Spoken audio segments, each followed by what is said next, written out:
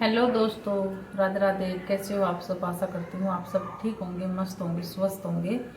और मैं पिंकी देवी आ गई हूँ एक और न्यू ब्लॉग के साथ। और आज की इस वीडियो में आप सभी के साथ मैं शेयर करूँगी कि निर्जला एकादशी व्रत कब का है, कितनी तारीख का है और हमें कब इसमें जल ग्रहण करना है और इस व्रत में हमें किन किन बातों का ध्यान रखना है। तो जो भी चीज़ें हैं, जितना मुझे पता है वो सभी मैं आपके साथ में शेयर करूँगी। तो सबसे पहले तो हमें इस व्रत में जो जल है वो जल वैसे तो इसमें पूरा दिन नहीं पिया जा है। और फिर भी अगर ये हो जाए भाई किसी की मजबूरी हो जाए जल ग्रहण करने की, तो वो कब जल ग्रहण कर सका है, यानी कि पानी कब पी सका है और कैसे इस व्रत ने वो मन से पूरा कर सका है। तो पहली बात तो मैं आप सभी से बता दूं, इस बार जो निर्जला एकादशी व्रत है वो 2 दिन मनाया जाएगा।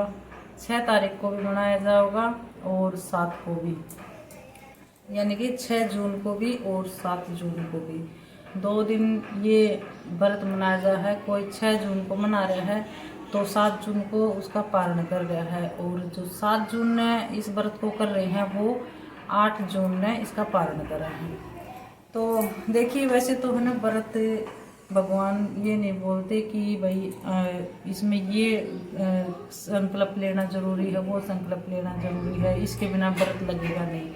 क्योंकि भगवान ये चाह है कि भाई जो भी कुछ करे, व्रत करे या फिर उसका पारण करे है या फिर उसका उद्यापन करे है, कुछ भी करे है तो अपने मन से करो। अगर मन साफ है ने तो आप जल ग्रहण करके भी व्रत रखोगे। भाई जल दिन में पी सकते हैं और उसमें वो नहीं है।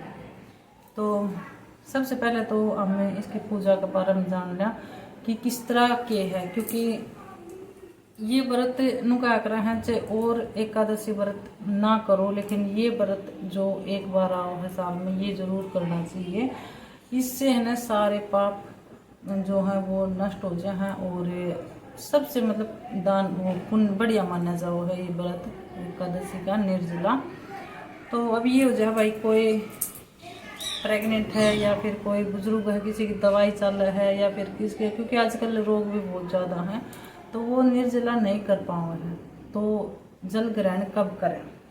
तो सबसे पहले तो हमें जैसे कि विष्णु भगवान की जो तस्वीर है उसकी हमने पूजा पाठ करनी है, साथ ही गणेश जी को विराजमान करना है।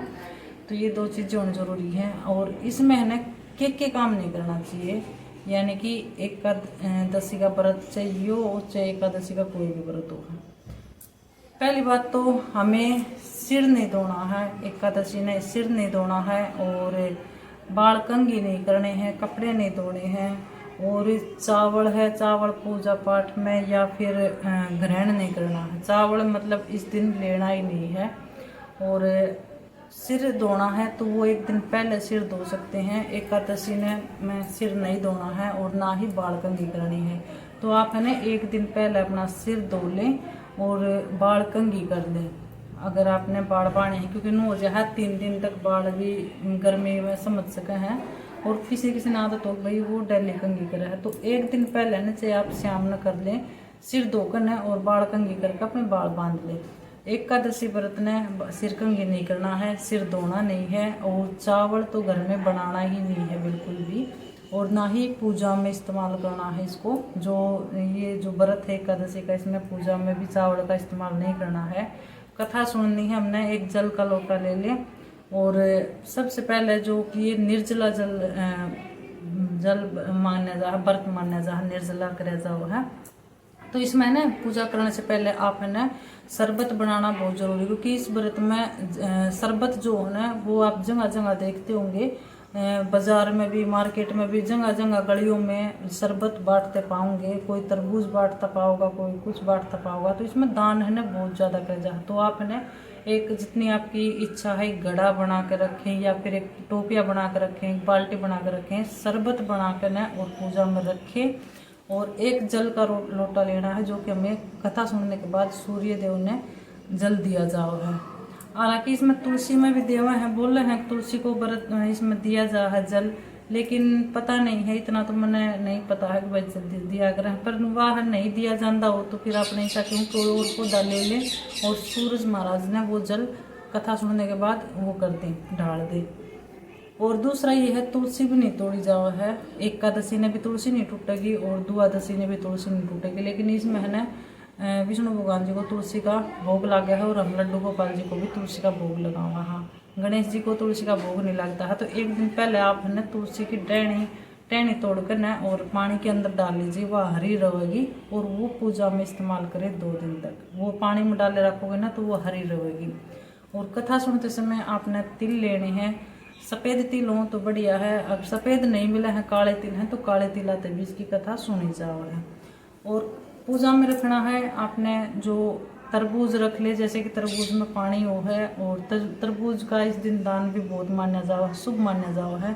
आप तरबूज रख सकते हैं या फिर कोई और फ्रूट है वो रख सकते हैं, फ्रूट रखने हैं, दक्षिणा रखनी है पूजा में जो भी है।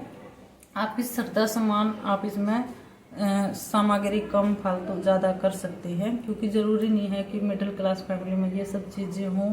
किसी का बहुत हो गड़ा शरबत बनाने का, किसी का नहीं हो, किसी का एक बाल्टी बनाने का हो, किसी का टोपिया बनाने का हो, किसी का एक लोटा, जो इस पूजा में सामान टिकेगा शरबत से लेकर न और दक्षिणा तक वो सारा ही दान करे जाओ है। आप प्रसाद के तौर पे बच्चे ने दे दें या मंदिर में दे दें या फिर किसी ने भी मतलब गरीब ने दे दें, और किसी को भी दो प्रसाद। मन में है साफ भावना होनी चाहिए, साफ ये होनी चाहिए, दुर्वेश वो नहीं होना चाहिए, दुर्व्यवहार नहीं होना चाहिए भाई इस नाम ये चीज़ नहीं देवांगे। प्रसाद है, प्रसाद आप सभी ने दो, प्रसाद के तौर पे सबने वो ग्रहण करवाओ। और आपकी इच्छा है तो इस दिन है न जो घाट हो हैं, कुएं हो हैं, उन पर कोई बाल्टी दान करे है, रस्सी दान करे है, जैसे कि पानी भरने की रस्सी होगा, कुएं हो वो दान करे हैं। और सबसे बढ़िया मैं मानूंगी जहाँ पर आपने नुला करना कि यहाँ पर पक्षी ज़्यादा हैं और यहाँ पर इनका पानी का कोई समाधान नहीं है, तो आप वहाँ पर है ना चाहे एक कुछ टेक दे, आपकी श्रद्धा सामान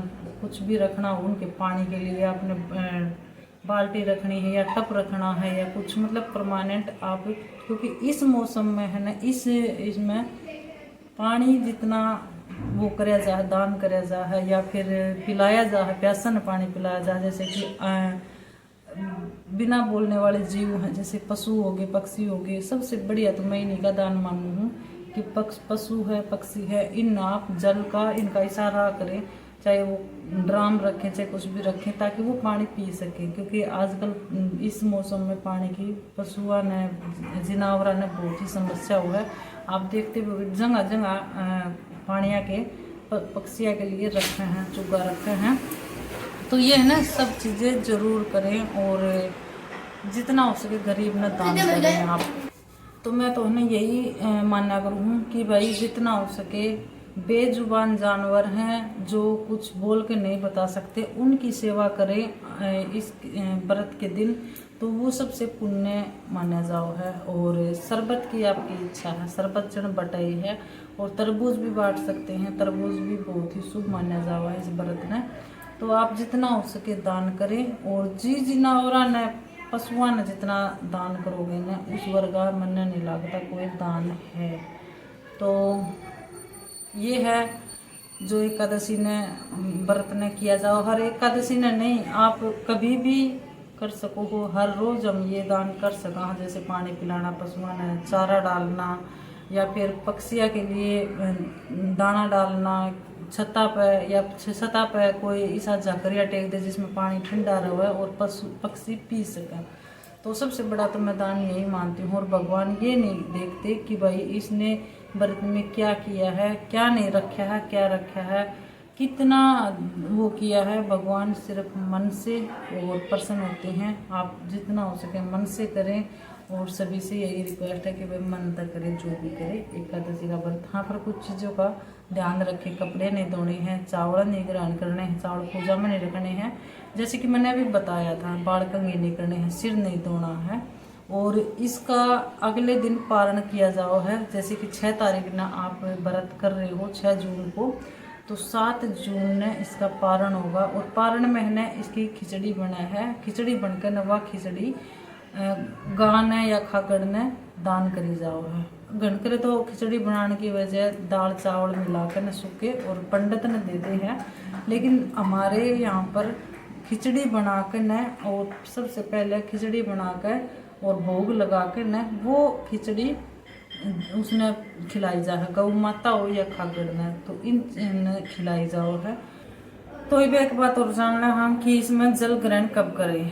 तो देखिए, जो पूरा दिन निर्जला व्रत रखा है वो सुबह 4 बजे से पहले जल ग्रहण कर सकते हैं। जो पूरा दिन निर्जला व्रत करेंगे, जो पूरा दिन निर्जला नहीं कर सके हैं व्रत, वो पूजा करके न, कथा सुनकर न, और जो कथा का जल है वो शरबत है वो दान करके न, और उसके बाद वो खुद शरबत बना कर न, मीठा शरबत पी सकते हैं। तो ये है पूजा के बाद और शरबत दान करने के बाद हम जल ग्रहण कर सकते हैं, क्योंकि इसमें अन्न खाया नहीं जाओ है, कुछ भी खाया नहीं जा है। और इसलिए, और जो पूरा दिन निर्जला व्रत रखा है ना, वो सुबह दिन बिगड़ने से पहले यानी कि 4 बजे से पहले कभी भी पानी पी सके हैं, उसके बाद पानी नहीं पीना है जो पूरा दिन निर्जला व्रत करेंगे। तो दोनों के लिए मैंने बता दिया है। तो आपके यहाँ कैसे करते हैं कमेंट बॉक्स में ज़रूर लिखना, और उम्मीद करूँ हूँ आप सभी ने यह वीडियो पसंद आई होगी, और कुछ भूल चूक हुई हो तो मैं उसके लिए क्षमा चाहूँ। जितना मैंने पता था, जितना हमारे यहाँ करते हैं, जितना मैंने देखा है वो आपके साथ में शेयर किया है, ना मैंने कोई वीडियो देखी, क्योंकि मेरी खुद एक सिस्टर है वो एकादशी का व्रत कर रहे हैं, तो मैंने पता है इसलिए, और जितना पता था उतना सिंपल सरल पूजा विधि आप सभी से शेयर करी है कि हमें किन बातों का ध्यान रखना है, कब है। और व्रत मैंने बता दिया है, 6 जून को भी मनाया जा रहा है और 7 जून को भी मनाया जा रहा है, और 8 जून तक इसका पालन किया जाओगा। तो चलिए, अब है ना नेक्स्ट वीडियो में मिलते हैं। सभी ने कमेंट बॉक्स में ज़रूर लिखना कि कैसी लगी। राधे राधे सभी।